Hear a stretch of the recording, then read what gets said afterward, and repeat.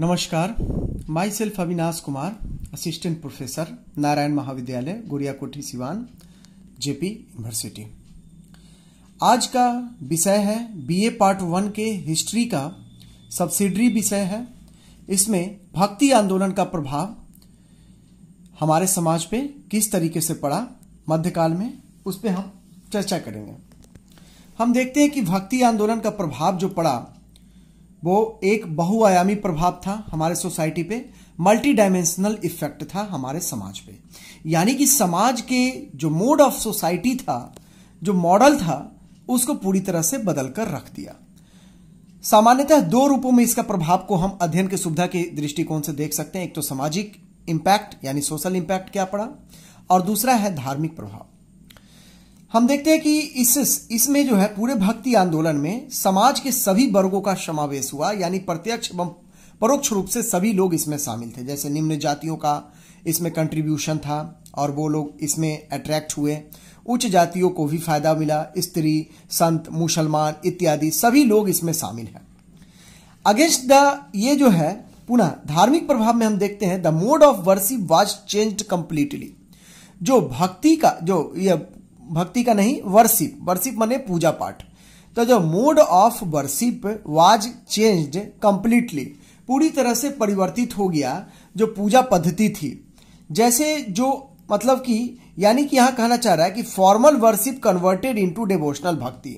Formal माने क्या होती है? औपचारिकता है। जैसे आज आप घर में कोई पूजा पाठ करती हैं तो आपके पेरेंट्स बोलते हैं कि इस तरीके से करना है, ऐसे करना है, पूरे विधि विधान से।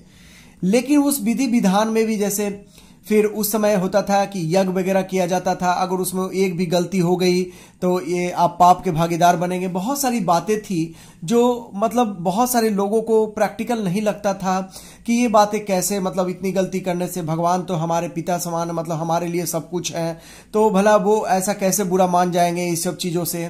तो इन सब चीज़ों के रूप में एक आया भक्ति, जिसमें डिवोशन, प्रेम है ना, माने प्रेम को प्राथमिकता दिया गया, डिवोशन को प्राथमिकता दिया गया, और सहज रूप से ईश्वर को बहुत ही इजीली वे में ईश्वर को प्राप्त करने का एक डायरेक्ट माध्यम बना आपका कि आप अच्छे कर्म करें, ईश्वर से प्रेम करें और उस ईश्वर के प्रति पूर्ण समर्पण, फुल डिवोशन करें, तो आप ईश्वर को प्राप्त कर सकते हैं सहज रूप में।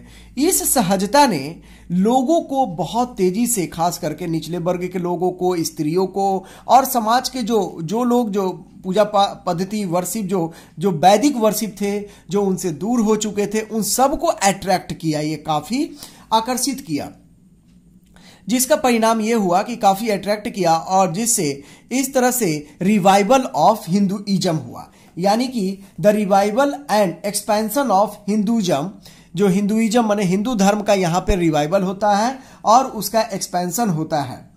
और यहाँ पे हम एक चीज देखते हैं कि 800 से 1200 एडी के दरमियान, 800 से 1200 एडी के बीच में क्या धार्मिक प्रभाव पड़ता है, तो यहाँ पे डिक्लाइन होता है, decline of Buddhism, decline of Buddhism and Jainism.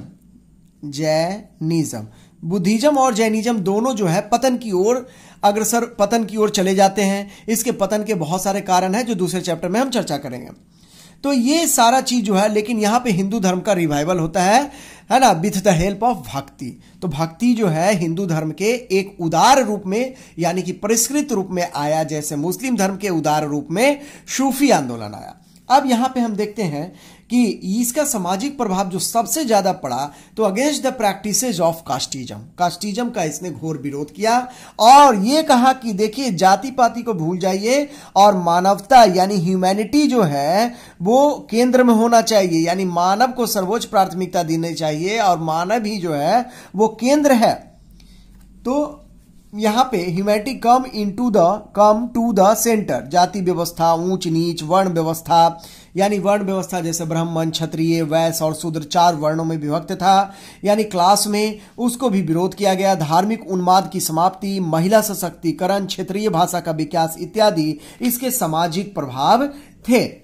अब देखते हैं इसने सामाजिक व धार्मिक मानक में व्यापक परिवर्तन किया। मानक मतलब एक स्टैंडर्ड बना हुआ है, एक स्टैंडर्ड बना हुआ है कि जैसे आज भी समाज में बहुत सारा स्टैंडर्ड बना है कि इंटरकास्ट आपको नहीं जाना है, कास्टिज्म में एक बने रहना है, बहुत सारी चीजें हैं।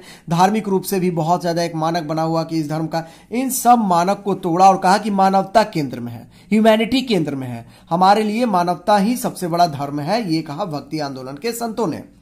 अब इसने transformation of social religious standard, धार्मिक परिवर्तन किया जो हमेशा के लिए ये चाहते थे कि बना रहे। अब देखिए भक्ति मूवमेंट का प्रभाव अगर हम देखते हैं कि महिला सशक्तिकरण पे कैसे पड़ा, तो यहां पे देखते हैं priority was given to women in this priority was given to in this movement. इस आंदोलन के द्वारा महिलाओं को विशेष रूप से भक्ति आंदोलन के द्वारा जो है महिलाओं को प्राथमिकता दी गई। भक्ति आंदोलन के द्वारा महिलाओं को प्राथमिकता दी गई, जो प्राथमिकता उनको वैदिक वर्शिप में नहीं था, जो यहां पे दिया गया। साथ ही साथ attempted to uproot sati. Uproot माने जड़ से उखाड़ना। अपरूट का मतलब होता है किसी भी चीज को जड़ से उखाड़ना, यानी कि इस तरह के प्रयास किए गए कि जो सती प्रथा है, यानी कि पति की मृत्यु के बाद महिला का उसके साथ चिता में जल जाना, ये जो अनफेयर प्रैक्टिस हमारे सोसाइटी में था, उसको परिवर्तन, उसको अपरूट यानी जड़ से उखाड़ने पर भक्ति संतों ने जोर दिया।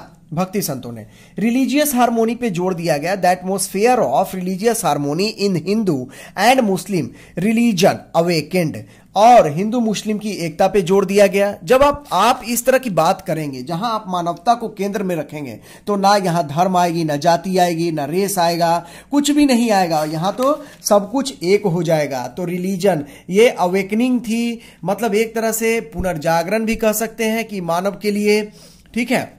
अब इफेक्ट ऑफ रीजनल लैंग्वेज माने क्षेत्रीय भाषा पे क्या प्रभाव पड़ा। भक्ति संतों ने अपने दर्शन का प्रचार प्रसार क्षेत्रीय भाषा के माध्यम से किया।